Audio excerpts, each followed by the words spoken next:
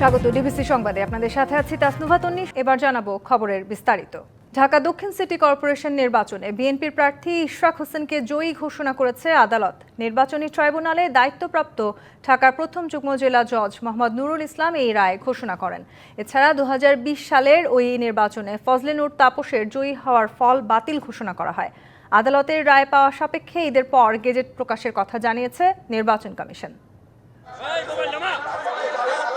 2020 সালে ঢাকা দক্ষিণ সিটি নির্বাচনে 7 জন মেয়র প্রার্থীর মধ্যে 2 জন হেভিওয়েট প্রার্থী ছিলেন শেখ ফজলে নূর তাপস এবং ইশরাক হোসেন। সে সময় তুমুল জনপ্রিয়তায় ছিলেন ইশরাক হোসেন। সেই নির্বাচনে শেখ ফজলে নূর তাপসকে জয়ী ঘোষণা করা হয়। পরে 2020 সালের 3রা মার্চ ওই নির্বাচনে কারচুপির অভিযোগে ফলাফল বাতিল চেয়ে আপিল করে ইশরাক হোসেন।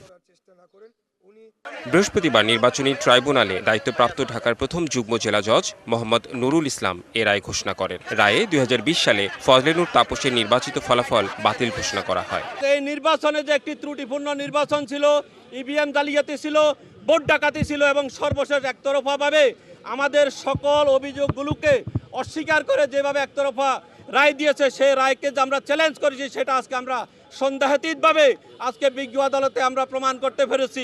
এই সময় রায় নিয়ে সন্তুষ্টি প্রকাশ করে আনন্দ মিছিল করেন ইশরাক হোসেন। দিন দুপুরে আপনারা দেখেছেন ডাকাতি হয়েছে, মিডিয়ার ভাইরা সারাদিন আমার সাথে ছিল এবং নির্বাচন পূর্বের যে প্রচারণার যে কার্যক্রম তার প্রথম থেকেই ডে 1 থেকেই আমরা অভিযোগ দিয়ে আসছিলাম। সেখানে বিভিন্নভাবে আমাদের প্রচারণাকে বাধাগ্রস্ত করা হয়েছে, ভোট জালিয়াতি করে আমার যে ভোট হয়েছিল, আমি যে সংখ্যক ভোট পেয়েছিলাম সেটির থেকে বেশি ভোট দেখানোর জন্য দিনব্যাপী তারা কারচুপি করে।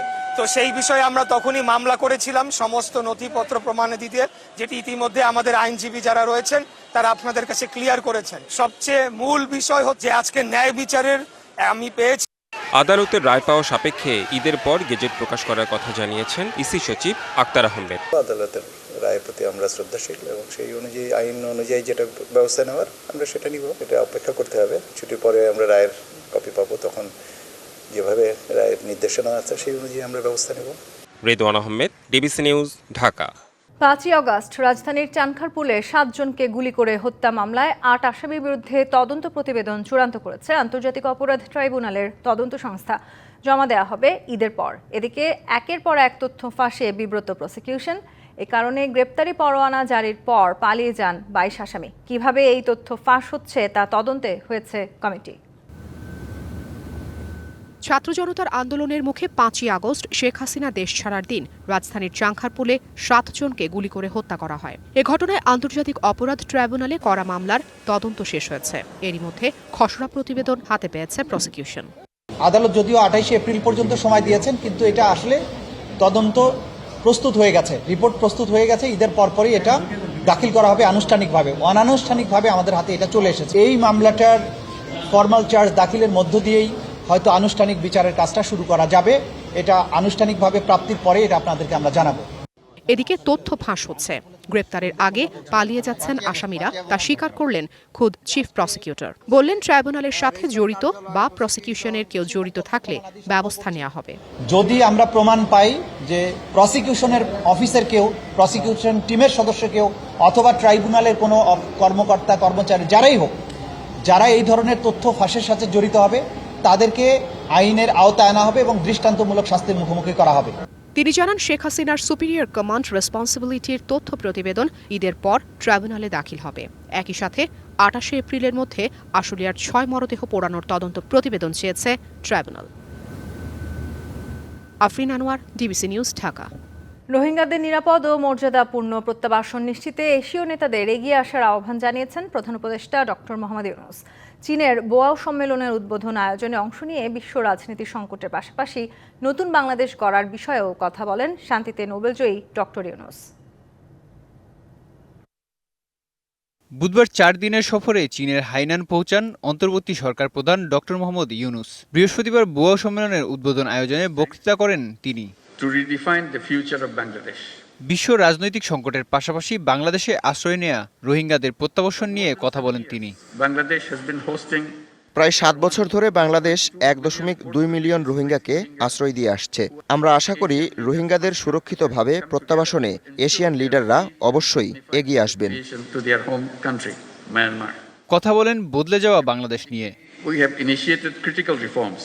আমরা বিভিন্ন সংস্কার কাজ করছি। যখন এটা সম্পূর্ণ হবে খুব দ্রুতই একটি কাঠামোগত বাংলাদেশ আমরা পাবো। তবে বদলে যাওয়া বাংলাদেশকে একই সাথে অর্থনৈতিক, রাজনৈতিক পরিস্থিতি সহ অনেকগুলো চ্যালেঞ্জও মোকাবেলা করতে হচ্ছে। আগামীকাল চীনের প্রেসিডেন্ট শি জিনপিং এর সঙ্গে বৈঠক করার কথা রয়েছে তার। এছাড়া বুয়াও ফোরাম ফর এশিয়ার চেয়ারম্যান বান কি মুনের সঙ্গে সাক্ষাতের কথা রয়েছে তার। মেহেদী হাসান, ডিবিসি নিউজ। প্রধান উপদেষ্টার চীন সফরে চুক্তি না হলেও ভূ রাজনৈতিকভাবে গুরুত্বপূর্ণ। একে বিশেষ কোনো দেশকে বার্তা দেওয়ার সফর হিসেবে না দেখে চীনের সাথে দ্বিপক্ষীয় সম্পর্ক বৃদ্ধির উদ্যোগ হিসেবেই দেখার পরামর্শ আন্তর্জাতিক সম্পর্ক বিশ্লেষকদের। চীন সফরের শুরুর দিন ব্যস্ত সময় পার করেন প্রধান উপদেষ্টা ডক্টর মোহাম্মদ ইউনুস। বোয়াও সম্মেলনে বক্তব্যের পরেই সাইডলাইনে বৈঠক করেন জাতিসংঘের ফুড অ্যান্ড এগ্রিকালচার অর্গানাইজেশনের মহাপরিচালক কিউই ডোঙ্গির সাথে। পরে বৈঠক করেন জাতিসংঘের সাবেক মহাসচিব বান কি মুন, রাশিয়ার উপপ্রধানমন্ত্রী আলেক্সি ওভারচাক ও পিপলস ব্যাংক অব চায়নার সাবেক ডেপুটি গভর্নর উ শিয়াওলিংয়ের সঙ্গে। বৈঠকগুলোতে বাংলাদেশকে অর্থনৈতিক সহযোগিতা দেওয়ার বিভিন্ন দিক নিয়ে আলোচনা হয়। আন্তর্জাতিক সম্পর্ক বিশ্লেষকরা বলছেন, এই সফর থেকে চুক্তির আশা না করাই উচিত, বরং সফরটিকে ভূরাজনৈতিক গুরুত্ব দিয়ে দেখা উচিত। এই সফরের মাধ্যমে বড় কিছু হওয়ার কথা না, কারণ অন্য দেশের মতো চীনও একটা নির্বাচিত সরকারের জন্য অপেক্ষা করবে, একটা স্টেবিলিটির জন্য, পলিটিক্যাল স্টেবিলিটির জন্য অপেক্ষা করবে। কি বলা হয়, উইন উইন সিচুয়েশন যাওয়ার মতন একটা জিওপলিটিক্স কিন্তু তৈরি হয়েছে। এটা সত্য যে হয়তোবা আমরা অনেক রকমের চুক্তি নাও দেখতে পারি, তবে এই বৈঠকের মাধ্যমে যে বাংলাদেশের সরকারের প্রতি চীনের যে একটা আস্থা আছে সেটাও প্রতিফলিত হচ্ছে। প্রধান উপদেষ্টার ব্যক্তিগত ইমেজও এই সফর থেকে বাংলাদেশের জন্য ইতিবাচক ফল বয়ে আনবে বলে মনে করেন তারা। রাজনৈতিক ছাড়াও অর্থনৈতিক কিছু কম্পালশন আছে এই মাল্টিপোলার সম্পর্ক রাখার জন্য। তো যেই কারণে ওই জিরো সাম গেমে মধ্যে চিন্তা ভাবনা করাটা ঠিক হবে না।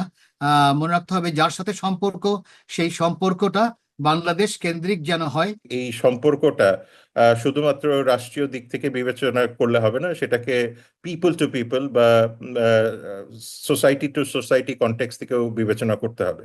চীনের প্রেসিডেন্ট শি জিনপিং এর সাথে প্রধান উপদেষ্টার বৈঠকের পর তিস্তা প্রকল্প বা ঋণ সহায়তার বিষয়গুলি স্পষ্ট হবে। ইশরাত জাহান উর্মি, ডিবিসি নিউজ, ঢাকা। লম্বা ছুটির কারণে এবারের ঈদযাত্রায় নেই পুরনো ভিড়। হাতে সময় নিয়ে ধীরে সুস্থে রাজধানী ছাড়ছেন মানুষ। সরকারি বেসরকারি অফিস ও গার্মেন্টস ছুটি হলে যাত্রীর চাপ বাড়বে। রাজধানীর কমলাপুর রেল স্টেশন থেকে নিয়ম করে ছেড়ে যাচ্ছে ট্রেন। ঈদে বাড়তি চাপের কথা ভেবে অতিরিক্ত বিশেষ ট্রেন যুক্ত হয়েছে। রেল কর্তৃপক্ষ জানায়, আজ ঢাকা থেকে একটি বিশেষ ট্রেন সহ 70টি ট্রেন ছেড়ে যাবে ও আসবে। অতিরিক্ত চাপ সামাল দিতে স্টেশনের গেটে জোরদার করা হয়েছে 3 স্তরের নিরাপত্তা। এদিকে সকাল থেকে রাজধানীর বাস টার্মিনালগুলোতে আসতে থাকেন যাত্রীরা। তবে গাবতলী, মহাখালী, গুলিস্তান ও সায়দাবাদ টার্মিনালে ঘরমুখো যাত্রীদের চাপ তুলনামূলক কম। দর্শক, ঈদযাত্রার খবর জানাতে রাজধানীর কমলাপুর স্টেশন থেকে যুক্ত হবেন আমাদের সহকর্মী আরিফুল ইসলাম, এবং সেই সাথে ঈদযাত্রার আরও খবর জানাতে মহাখালী বাস টার্মিনাল থেকে যুক্ত হবেন সহকর্মী মাহমুদুল হাসান নাজিম। আমরা শুরুতে যেতে চাই আরিফের কাছে। আরিফ, পুরো দমে ঈদযাত্রা শুরু হয়েছে, স্টেশনে যাত্রীদের কেমন ভিড় দেখছেন জানাবেন আমাদের। নিশ্চয়ই, যেহেতু আজকে কর্মদিবস, শেষ কর্মদিবস, সেক্ষেত্রে কিন্তু এই কমলপুর রেলওয়ে স্টেশনের রেলপথে যাত্রীদের উপচে পড়া ভিড় কিন্তু আমরা দেখতে পেরেছি ইফতারের পর থেকেই শুরু হয়েছে। কারণ এই জন্য ভিড় কারণ হচ্ছে অগ্রিম টিকিট যাত্রীদের পাশাপাশি যারা স্ট্যান্ডিং মানে দাঁড়িয়ে যারা যাত্রা করবেন তাদের সংখ্যাটাও কিন্তু উল্লেখযোগ্য বা দেখার মতো। আমি যদি একটু দেখাতে চাই এই কমলপুর রেলওয়ে স্টেশনের যে যাত্রীদের ভিড় বিষয়টা, সেটা কিন্তু আসলে চোখে পড়ার মতো। যেহেতু আগামীকাল আছে এবং কি পরশু আছে, মানে 27, 28, 29, এমনকি রেল কর্তৃপক্ষরা বলছে যে এই 3 দিনে ব্যাপক যাত্রা করবেন যাত্রীরা, এবং কি এই 3 দিনের টিকিটটা কিন্তু বেশি বিক্রি হয়েছে সেটাও কিন্তু তারা বলেছেন, এবং কি এর আগে 24 তারিখ থেকে যেহেতু রেলপথের যাত্রা শুরু হয়েছে সেই প্রেক্ষিতে তারা বলছেন যে সেখানে পরিবারকে পাঠিয়ে দেওয়ার পর তারা কিন্তু আসলে এখন যারা যাচ্ছেন তারা হচ্ছে অফিস শেষ করে মূলত তারা কিন্তু ছুটি নিয়েই তারা এখন বাড়ি ফিরছেন। আর এক্ষেত্রে বলা যায় যে প্রতিটা ট্রেনে যারা স্ট্যান্ডিং টিকিট কেটেছেন অনেকে আবার স্ট্যান্ডিং টিকিট কাউন্টারে পাননি, যেহেতু আপনি জানেন যে 25% সর্বমোট প্রতিটা সব ট্রেনের মধ্যে কিন্তু প্রায় 25% ট্রেনের টিকিট বিক্রি হবে স্ট্যান্ডিং টিকিট, সেখানে অনেক ট্রেনের স্ট্যান্ডিং টিকিট কিন্তু নেই, সেই বিষয়টাও কিন্তু দেখা গেছে। আমি কয়েকজন যাত্রীর সাথে একটু কথা বলতে চাই যে তাদের কোনো ভোগান্তি হয়েছে কিনা, বা অনেকে কিন্তু দাঁড়িয়ে আছেন। আমি একটু যদি দেখাতে চাই যে ভেতরের পরিবেশটা পুরো এখানে কিন্তু প্রত্যেকেই যারা দাঁড়িয়ে আছেন, যেহেতু এটি হচ্ছে চিত্রা, আর সেক্ষেত্রে এই চিত্রা ট্রেনের ভেতরের পরিস্থিতিটা যদি একটু দেখাতে চাই যে প্রত্যেকেই দাঁড়িয়ে আছেন, যারা স্ট্যান্ডিং টিকিট কেটেছেন তারাই কিন্তু দাঁড়িয়ে আছেন, আর যারা অগ্রিম টিকিট করেছেন। আমি একটু জানতে চাই ভাই, আপনারা আজকে যাচ্ছেন, মানে কোনো ধরনের ভোগান্তি পোহাতে হয়েছে কিনা? না, তেমন কোনো ভোগান্তি পোহাতে হয় না। কেমন লাগছে এই ছুটি পেয়েছেন, আজকে থেকে ছুটি শুরু হয়েছে, কেমন লাগছে? আলহামদুলিল্লাহ, খুব ভালো লাগছে। সেক্ষেত্রে বলা যায় যে এই ধরনের কিছুটা অভিযোগ রয়েছে, পাশাপাশি এই আন্তনগর ট্রেনের পাশাপাশি যে লোকাল ট্রেনগুলো রয়েছে সেখানে ভাড়ার বাড়তি ভাড়ার একটি অভিযোগ কিন্তু যাত্রীরা করে যাচ্ছেন, কারণ 400 টাকা ভাড়া অনেকে যাচ্ছেন 1000 টাকা, যেহেতু আপনি জানেন যে লোকাল ট্রেনের ভাড়াটা কাটা হয় হচ্ছে ট্রেনের মধ্যে থেকেই, এবং কি সেখান থেকেই আসলে বাড়তি ভাড়ার অভিযোগটা কিন্তু চলে আসছে। তো এই ছিল আসলে এখান থেকে সুরভি সবশেষ। সুরভি, এবার আমরা যেতে চাই নাজিমের কাছে। নাজিম, আপনি এই মুহূর্তে মহাখালী বাস টার্মিনালে আছেন। টার্মিনালে যাত্রী চাপ কেমন দেখছেন? সেখানে কোনো ভোগান্তির খবর পেয়েছেন কিনা জানাবেন। তাবাসসুম, আপনাকে ধন্যবাদ। আসলে আজকে সাপ্তাহিক শেষ কর্মদিবস থাকার পরেও কিন্তু আসলে যদি আমি ডিবিসি নিউজের ক্যামেরার মাধ্যমে মহাখালী বাস টার্মিনালের অংশ বিশিষ্ট করে দেখাতে চাচ্ছি, এটি আসলে যে আপনার পুরোপুরিভাবেই কিন্তু যাত্রীর যে একটা বাড়তি চাপ থাকে অন্যান্য বছরের তুলনায় এবছর কিন্তু অনেকাংশে কমে গেছে। আসলে অতিরিক্ত যাত্রীর চাপ অনেক কম থাকার কারণে কিন্তু আসলে বাসগুলো সারিবদ্ধভাবে দাঁড় করানো আছে। আমি এখানকার পরিবহন সংশ্লিষ্টরা যারা ছিল তাদের সঙ্গে আমি কথা বলেছি, তারা যেটি জানিয়েছেন আসলে কালকে যেহেতু শুক্রবার, হয়তো কালকে থেকে একটু চাপ বাড়ার শুরু হবে। বিশেষ করে আজকে সরকারি অফিস শেষ হয়েছে, তো যারা আসলে যাবে কালকে তো সেহরি খাওয়ার পরপরই কিন্তু তারা শুরু করবে তারা কাল বাড়ির উদ্দেশ্যে জানা ঈদের আনন্দ ভাগাভাগি করতে। আর এখন যদি আমি বিকেল থেকে কিন্তু এখানে ছিলাম, আসলে তুলনামূলকভাবে যে ঈদের আগ মুহূর্তে যেটুকু চাপ থাকার প্রয়োজন ছিল বা দরকার ছিল সেই চাপটি কিন্তু আসলে এই চাপটি ছিল না। সব মিলিয়ে কিন্তু এখানকার পরিস্থিতি আসলে অনেকটাই কিন্তু যাত্রী শূন্য অনেক বলা যাচ্ছে। আসলে যে গাড়িগুলো দীর্ঘক্ষণ অপেক্ষা করে থাকতে হচ্ছে তাদের কাছ থেকে আসলে আশানুরূপ তারা যাত্রী পাচ্ছে না, পরিবহন সংশ্লিষ্টরা এমনটি বলছিলেন। তো আর যদি আমি আরেকটু বিষয় জানাতে চাচ্ছি, সেটি হচ্ছে আসলে আরো ঈদের তো বেশ কয়েকদিন বাকি আছে, সেই বাকি হওয়ার আগ পর্যন্ত কিন্তু হয়তো যাত্রীর চাপটা ধীরে ধীরে বাড়বে বলে এখানকার যারা পরিবহন সংশ্লিষ্টরা আছেন তারাই জানিয়েছেন। তো তাসনুভা, এই ছিল আমার কাছে এখানকার। ধন্যবাদ আপনাকে নাজিম। দর্শক, আমাদের সহকর্মী আরিফুল ইসলাম এবং মাহমুদুল হাসান নাজিম যুক্ত হয়েছিলেন কমলাপুর রেল স্টেশন এবং মহাখালী বাস টার্মিনাল থেকে ঈদ যাত্রার সবশেষ খবর জানাচ্ছিলেন। ঈদ উল ফিতরের 5 দিনের সাথে নির্বাহী আদেশে আরও 1 দিন বাড়িয়ে 9 দিনের ছুটি পাচ্ছেন সরকারি চাকুরিজীবীরা। ছুটি দীর্ঘ হলেও অর্থনীতিতে স্থবিরতা আসবে না বলে জানিয়েছেন অর্থ উপদেষ্টা। টানা ছুটিতেও পুরোদমে নিরাপত্তার দায়িত্বে মোতায়েন থাকবে পুলিশ। না আমি সব কিছু ইভেন আমরা বিশেষ পরিকরে ইভেন উপদেষ্টা মন্ত্রীর সদস্য বেশিরভাগ আমরা ঢাকা থাকবো, এটা কথা হয়েছে। দরকার হলে সেই বন্ধের মধ্যে আমরা দরকার মিটিং করবো, সো এটা আটকে থাকবে, এটা আমাদের মধ্যে কথা হয়েছে। যে আমাদের পুলিশ বাহিনী এবং আইন শৃঙ্খলা বাহিনী ছুটিতে নেই, তারা অ্যালার্ট থাকবে সমস্ত কাজের জন্য। ইনশাআল্লাহ আমরা আশা করি যে আনটুয়ার্ড কিছু হবে না, এবং আইন শৃঙ্খলা বাহিনী অনেক সতর্কতার মধ্যে থাকবেন এই সময়টা। সারা দেশে শেষ মুহূর্তে জমে উঠেছে ঈদ বাজার। চলছে জমজমাট বেচাকেনা।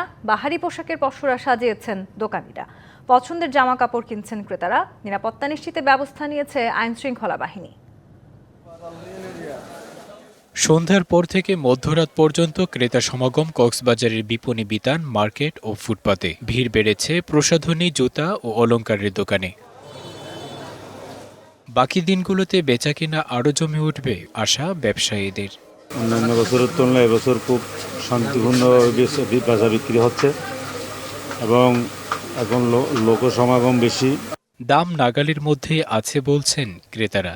আমার কাছে রিজনেবলই লাগছে, আর মেগা মার্টে তো আমি প্রায় আসি, রিজনেবল দাম পাই বলেই আসি। পথচারীদের যাতায়াত নির্বিঘ্ন করতে ট্রাফিক পুলিশের পাশাপাশি কাজ করছে স্বেচ্ছাসেবীরাও। দায়িত্ব পালন করছেন আইনশৃঙ্খলা বাহিনীর সদস্যরা। সকাল থেকে গভীর রাত পর্যন্ত বেচাকেনা চলছে ঠাকুরগাঁও শহরের চৌরাস্তা, বাসস্ট্যান্ড, রোডবাজার সহ বিভিন্ন বিপণী বিতানে। ক্রেতাদের নিরাপত্তায় গুরুত্বপূর্ণ এলাকায় মোতায়েন রয়েছে অতিরিক্ত পুলিশ। রোজার শুরু থেকেই জমজমাট গাজীপুরের ঈদবাজার। ছুটির দিন মধ্যরাত পর্যন্ত চলছে কেনাকাটা। তবে এবার কাপড়ের দাম কিছুটা বেশি অভিযোগ ক্রেতাদের।